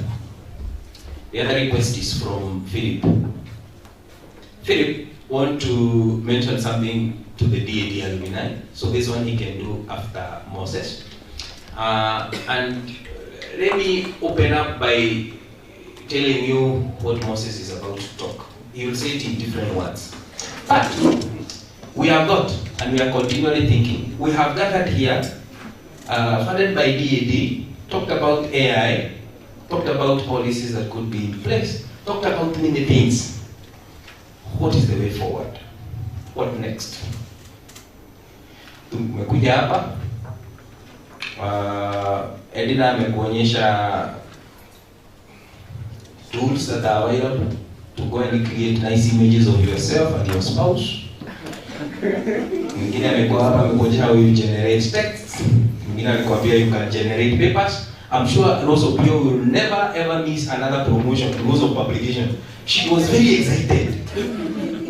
Kusikia that AI can go to Karachuonyo and correct virtual data for her and give her a full paper on developmental psychology. Now that we have had all that, what next? Good people. This ought to have come at the tail end, which we'll also ask ourselves maybe at 2:30 after lunch. But I would like it to start now. I'd like you to be challenged from now, even before you go for lunch. What next? What do you think we ought to do? Very soon. Ukirudi Kitui. Now what? Now you have known this. Now we have talked about policies. Now we have talked about capacity that's there, that's untapped. We have talked about the benefits that are there. Because that was the theme of our workshop. We talked about the benefits, the potential use, the risks, the challenges. We have talked about all that. Then what? More money. Where is Angweni? Angweni. Don't say it fast. I have not provoked you enough. Let me provoke you more. Yeah, you know, some of us think about the end from the beginning. So even as I came, I already was thinking about the end. What comes out of this? I don't know whether my screen is... Okay, sure. Yeah, you think about the end from the beginning. That is how some of us operate. So, yeah. What's the point? As we came up with Dr. Mogo on Wednesday evening, we asked me, so we go for this, we decide to do all these nice things, then what? So my little contribution to the then what is this? Can we go try? Just try. Yeah, never mind all these things are put here. But there are 2 kinds of trying. There is trying for yourself, but that's not the one, I'm sure you do that. But the more interesting trying is the one in your class and with your students. So think about it very simply, just try. And as you try, let's get some lessons from the trying, yeah? Document your lessons. And then let's meet in some forum and share your experience from your trying. It is just that simple. But in academia, you know, for this documentation, it's nice to get some credit for it, yeah? Isn't it? Yeah. So let's, in other words, you could call it some small research or research. So would you consider writing up a case study on the use of generative AI in teaching and research in your area? And not generally, just in what you do in your very own class. Psychology is a popular example here. I'm sure there could be, I don't know, history, genetics, physics, literature,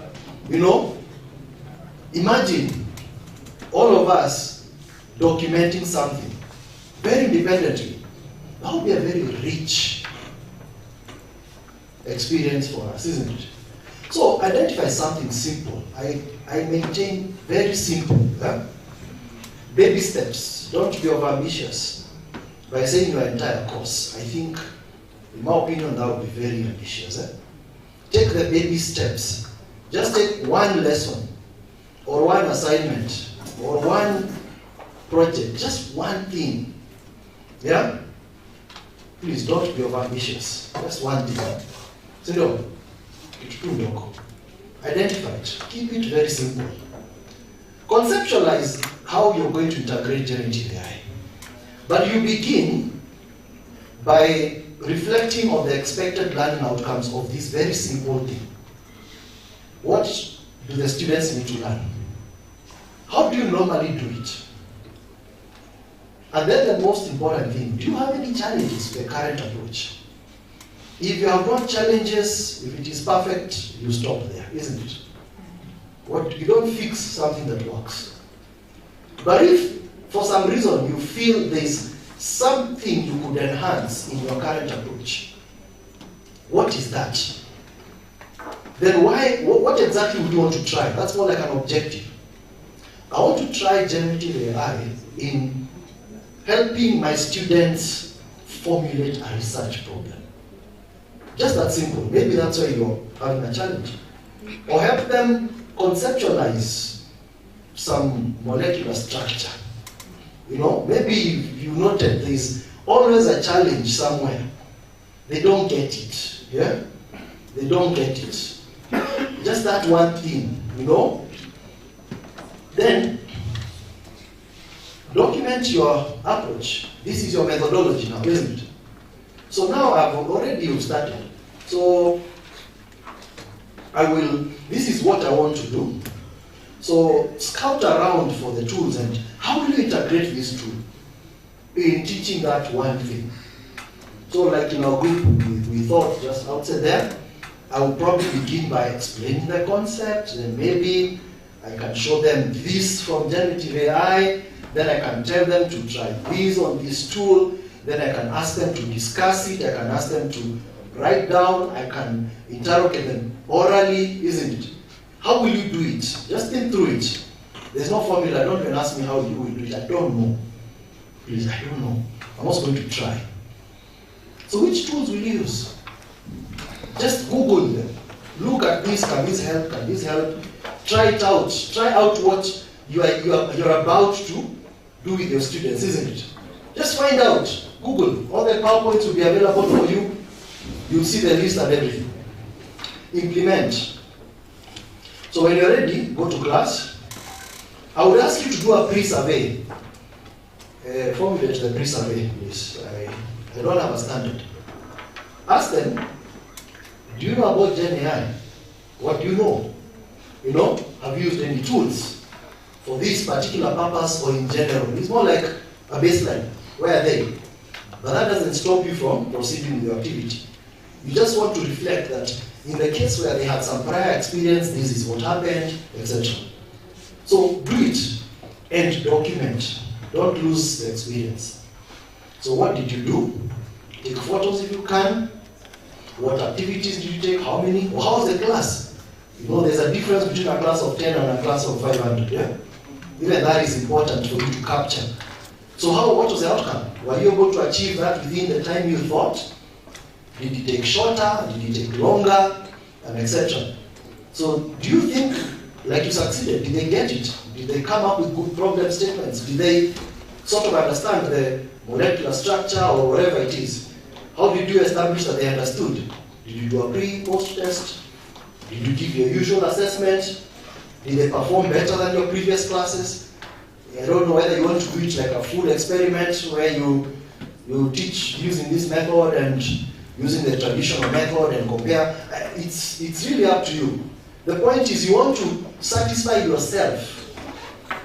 Yeah? Does this GenAI make any difference? This is an inquiry, isn't it? Satisfy yourself. Does it make a difference? If so, how? Then do a post survey. Okay, document even if you succeeded, why? The students had laptops, blah, blah, blah, there was internet, that was good. Did you have challenges? Were you questioned by your HOD, your dean? Were you stopped halfway in the process? Did the students protest? What happened? I think anything will happen. That is important. Because it will tell you something about, when you share with us, how are people receiving this idea? How are people receiving the idea? Was the policy issues, etc. Do a post survey. After your exercise, do the students feel more confident? Are they more competent in GenAI in general? Remember, it's an inquiry, first and foremost, for yourself, isn't it? Because if this works, you probably want to keep doing it. If it doesn't work, you probably want to ask yourself, what can I do better? So discuss your results, What happened? Did they learn better? What GenAI? Were the learning outcomes better achieved, faster, more efficiently? What helped you succeed? What are the challenges, etc., etc. Then conclude by reflecting on what worked. Do you think your preparation helped? Did you need to take a course? Did a mass presentation help? What helped you succeed? What could you have done better? It's important to reflect. If I did X, if I did this, if I sent them a video before, maybe. If I taught it in this sequence, maybe better, etc. Finally, the most valuable thing is a recommendation.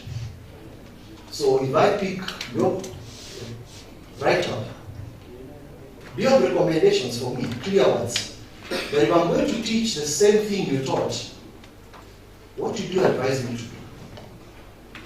Down to the very tools you'd advise me to do. The approaches, what needs to be in place before I try what you tried. With the benefit of hindsight, isn't it? So it's an experiment, let me put it that way. And it's a worthwhile challenge for yourself. Don't just come and go. Go try. You have a chance, if you are interested. How long does it take us? We have this conference that happens every year. This is the third time. And the moment a majority of you see that, you exclude yourself. Please don't. Data science and AI is for all of us.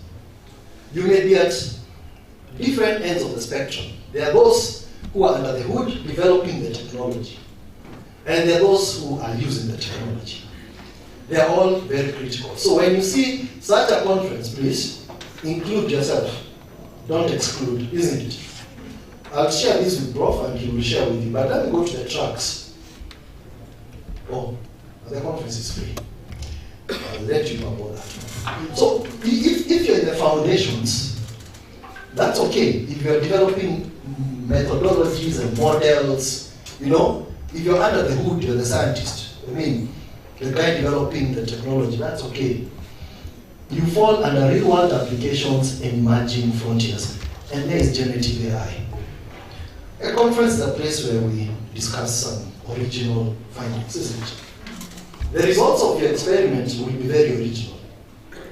And you're welcome to come and present that. We have a special dedicated track for generative AI studies. So that we have ended, I don't know how long that track will take, a day or two. We envision the conference to be 4 days or so, but trust me, it's flexible.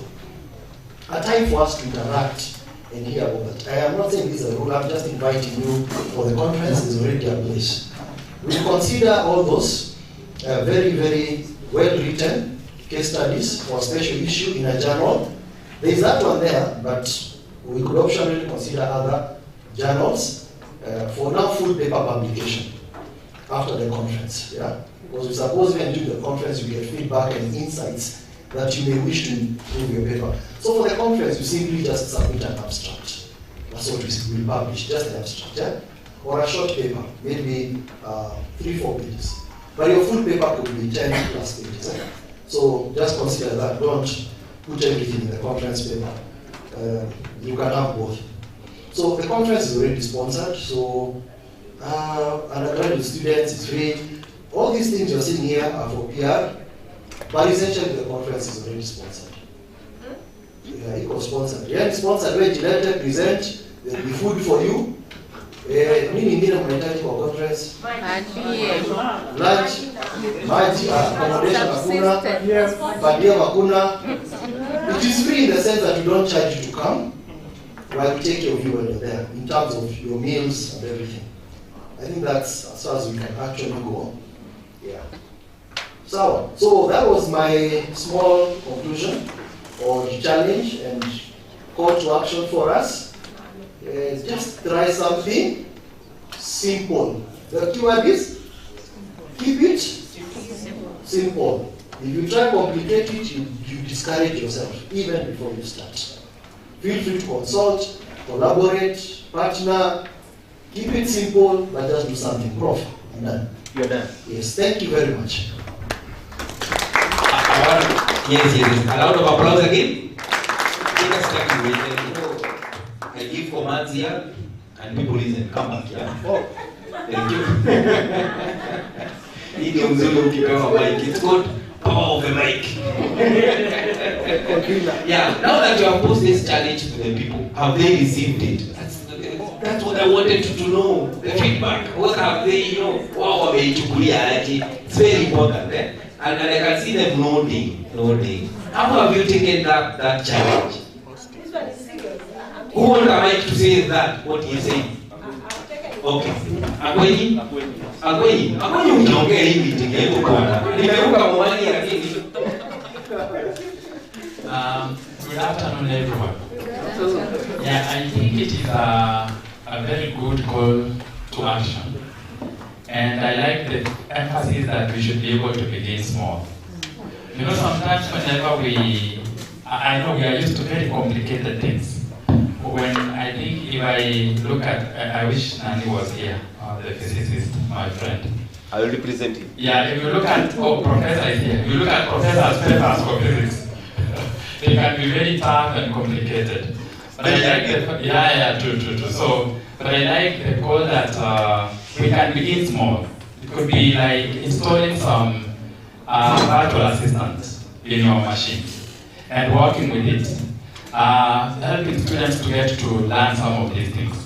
And also like using it for revision. For example, they can, if you're given a topic, you can ask them to like generate questions for themselves and marking schemes. That could be a good beginning point. And then you observe what is happening, the responses and so on. And with that, you can be able to escalate to more better things. That's what I could say. I'm happy with Angwenyi. Already he has an example of how he's going to do. He has started tackling the challenge. We are before to talk about. Yes, Steve. Yeah, thank you very much, Dr. Tika, for this good challenge. I've been running a postdoc project which hit some hiccups here and there because the facility I wanted to set up took long to be established. But now I feel like I have something which I can show the other people that there is something to do with these simple baby steps. I find baby steps quite, there's nothing to lose because I will do something, try it with my students, see how they receive it, and maybe I may come with my own experience and share with you the experience from where I am from. Yeah, it's a worthy challenge and it's a good start on that. Thank you. Zimeisha.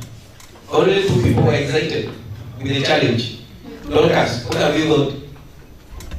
Biology, what are you going to do? Do you think you will take the challenge in biology?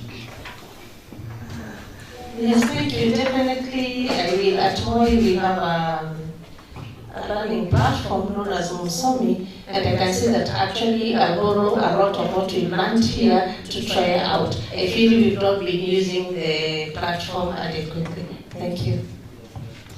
Already there are underutilized resources somewhere. So Professor Mbaka, I don't know with your literature, umeiweka wapi hiyo challenge? You must have placed it somewhere. Thank you, Prof. I'm not in literature, I'm linguistics. And the two disciplines are very different, but somebody mixed them up in high school, and since then people have never been able to differentiate them. I'm very excited, and we will try it in linguistics. Yeah. You have a twin who always reminds me that there is a difference between literature and linguistics. And even in literature, he told me something different. Wacha usikie kutoka kwake. Yes, yeah. Tell them what you told me. The difference between literal studies, literature. Can you say it again? Because you are in that field. You know, literature is a study of creative use of words, but linguistics is a scientific study of language. I think that's the basic difference. It's a science. Okay. It's a science, yes. Phonetic labs. They even have labs. Yeah. They can have labs. Yes. Yes. You use symbolic logic, don't you? I'll take about the challenge now. In that lab, where you're doing phonetics. Moving forward with AI. That's all I can say. Okay. Yes, we are embracing it, we embrace it, it's the future is here, and we are going to replace AI. In medical field? Well, in medical field, I think it's something that, yes, I'm trying to breathe in because of what AI has done for us. I think it has simplified matters better. Maybe I may not talk about the challenge, but the real challenge here is for our kids, like at the University of Nairobi at the moment, the medical school, is trying, we are in the heat of it, trying to control, to have, examinations that is fair to all. Because AI is legal, but other gadgets could be illegal, as we say, entering with them in the exams. But the biggest fight we are having right now is to have an exam that is actually, that passes the test of exam, which is free and fair to all the students. So what are the AI people, or you, the generators of these tools? How are you going to help, especially for us to solve this crisis? And as I tell you today, there is a crisis. We have people who are endowed differently in terms of access to these gadgets and everything. But there are others that don't even have, who have to read the whole night to respond to questions, the following day. But others don't read because AI is there. Thank you. Yeah. Thank you. Thank you. Thank you. Yeah, very short. I'll say I'm an agronomist, so from what Tony Monene presented, we already in agriculture have headway in issues of disease identification. But from here, I think I would want to go, I don't know how AI could help us in issues of pesticides in our foodstuffs. If there's a way we can collaborate on that, because you all of us know how damaging it has been, and of course related to cancers, we don't know. But on what that links, how is AI going to help us even to be able to do this even at the local market? Pesticides in our foods. Already there is a project there coming up. Whose harvest losses? And another one here. Yeah,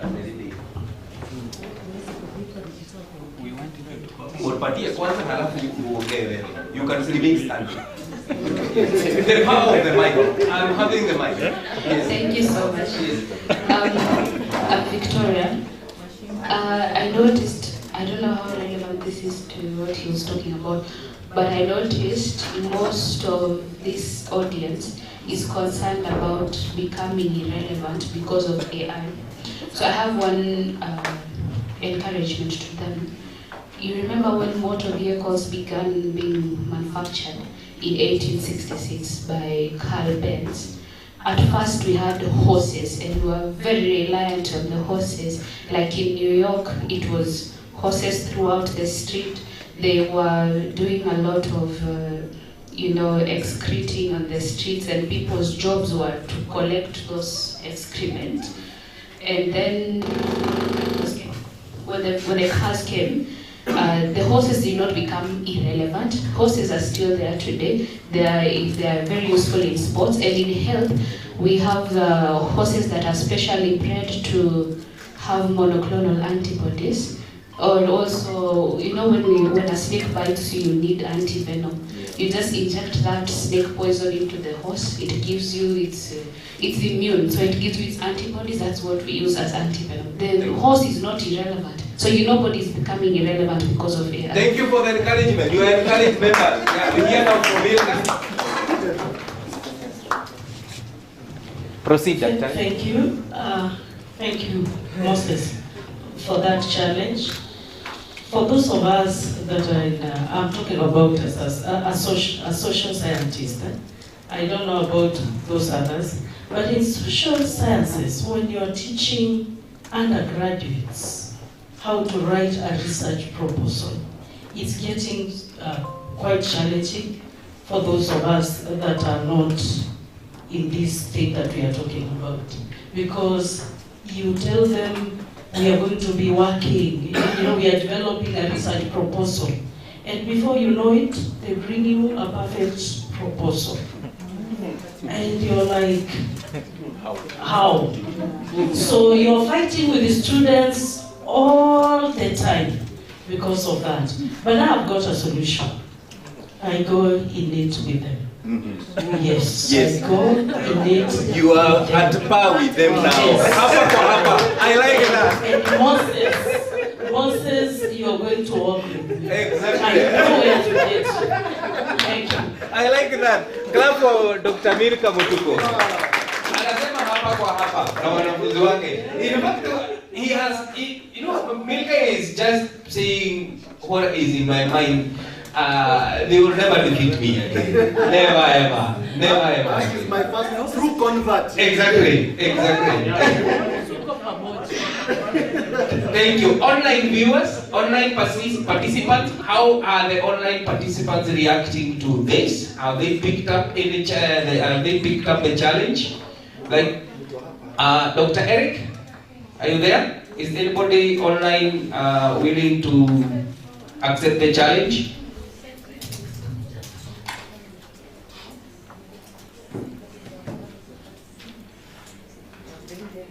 Dr. Mongi, you can confirm for me if Eric is there. You can guide us to tell us who is ready to pick up the challenge. Or they went for lunch, wakatuacha. But theirs is virtual, so it's virtual lunch. So, yes, somebody is there? Who is speaking?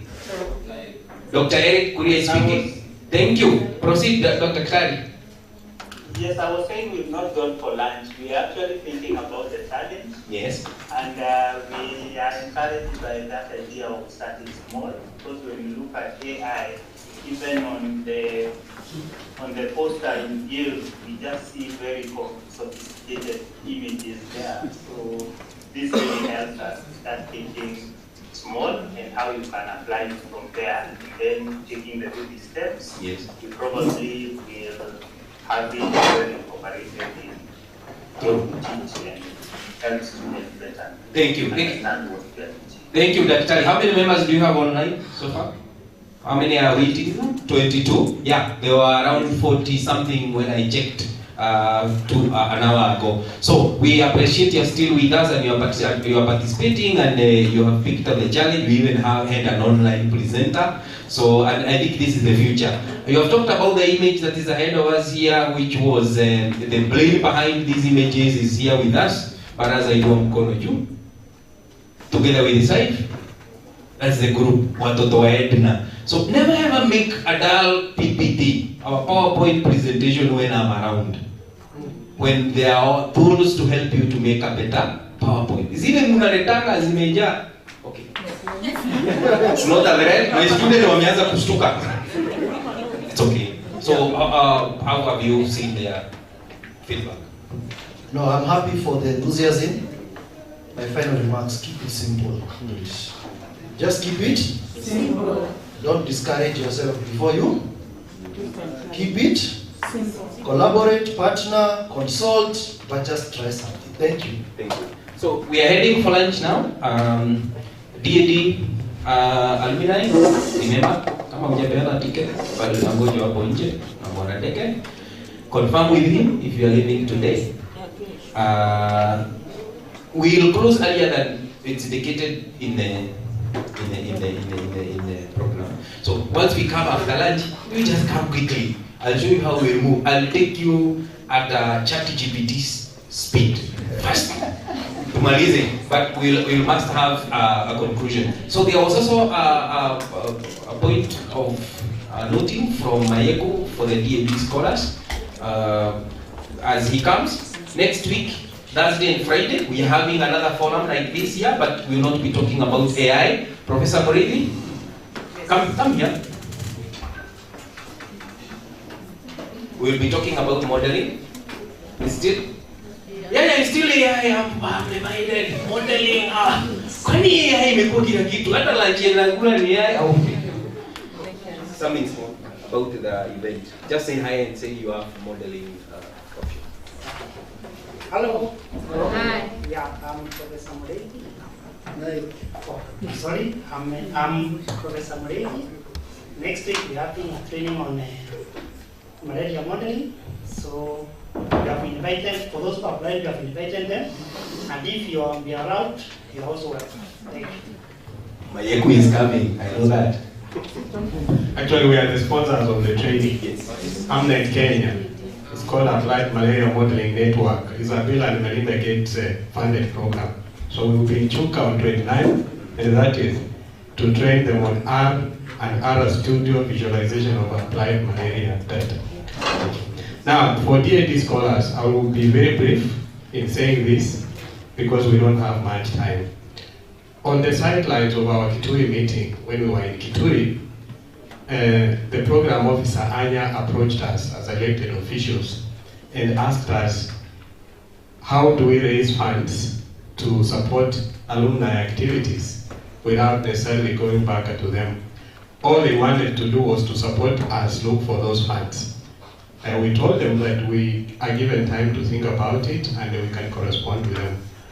So last month we wrote to them and made a proposal that we have GIZ, which is a German international development agency that has so many programs and projects in this country.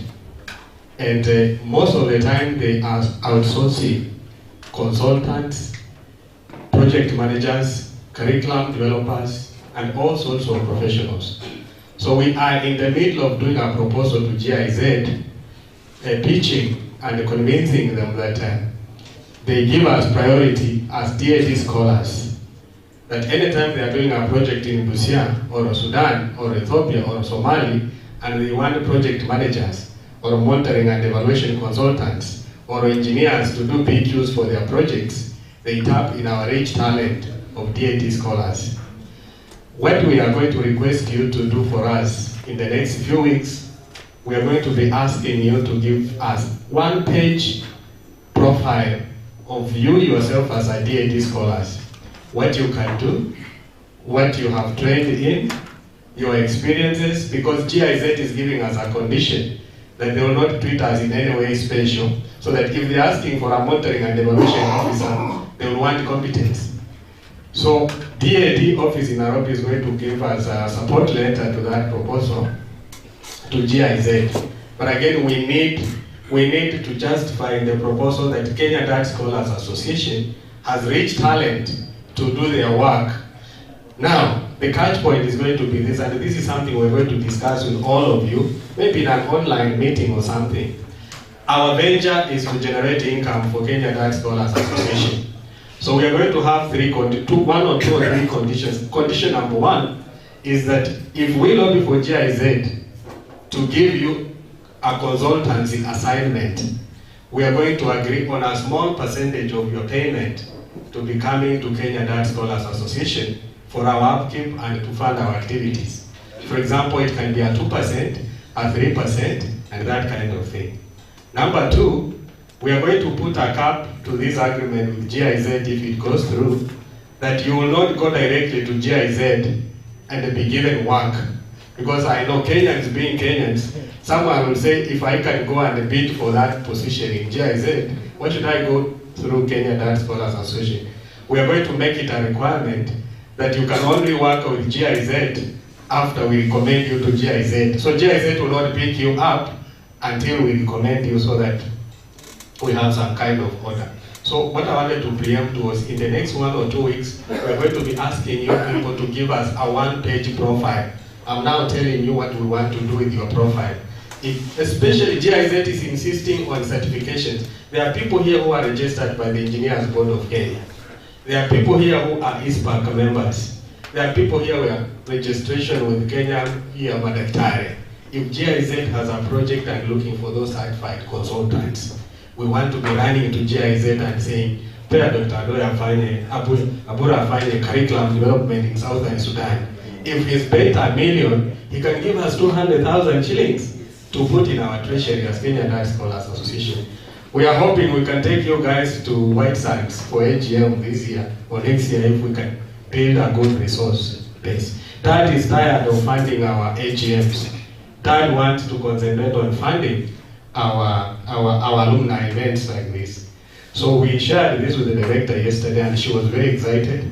They are waiting for the proposal and they are going to arrange a meeting between Kenya DAAD Scholars Association and the GIZ country office in Nairobi, and I think we're going to succeed in this. Thank you. What I do with GIZ, they have got money. They tell me how money they do. You only need to know how to touch the right button and show them you are doing something of good benefits with them. They do have money. So wish you well, our team in the KDSA leadership NEC. We will support you. Personally, I support you so that we see if we get that. So can we all rise up? Kindly. I'm buying you lunch. And I want a promise from you people that immediately after lunch tukuje hapa mbio. Tujipe dakika ngapi? Because the more we stay there, ndio tutachelewa kufunga. Because I would like to close this thing as 3. We agree 3. Tunafunga 3. 3 p.m. Correct. But that will depend on how obedient you are to go for lunch and come back. Okay? So let's have somebody to bless the lunch that you are going to take. Somebody told me that a friend of his makes colorful players as a lunch. Maybe, let's see if you say senior. A friend of mine is Obula. Oh, he's here now.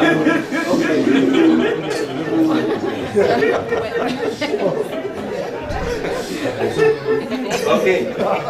Bless our lunch. Shall we pray? Father, we thank you for the lunch that we are about to have. Lord, you know some of us have appetites with no food and some of us have food with no appetites.